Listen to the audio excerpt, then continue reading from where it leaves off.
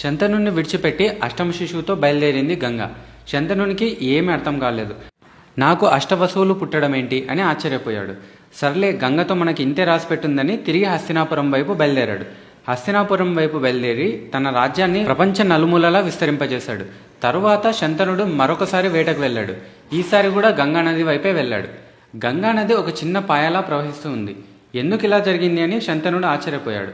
ఇంకొద్దిగా ముందుకెళ్లేసరికి ఒక 20 ఏళ్ల యువకుడు గంగానది మీద నడుచుకుంటూ వెళ్ళడానికి వంతెన కట్టాడు. ఆ అబ్బాయిని చూసిన శంతనునికి తెలియని ప్రేమ మొదలైంది.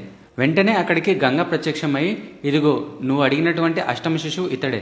తనని పెరిగి పెద్దవాణ్ణి చేశాను. యుద్ధ విద్యల్లో పరశురాముతో సమానం, ధర్మశాస్త్రంలో బృహస్పతితో సమానం అని చెప్పి వెళ్ళిపోయింది. తన కొడుకుని తీసుకుని శంతనుడు హస్తినాపురానికి వెళ్ళాడు. తన కొడుకుని ప్రజలందరికీ పరిచయం చేసి యువరాజుగా పట్టాభిషేకం కూడా చేశాడు.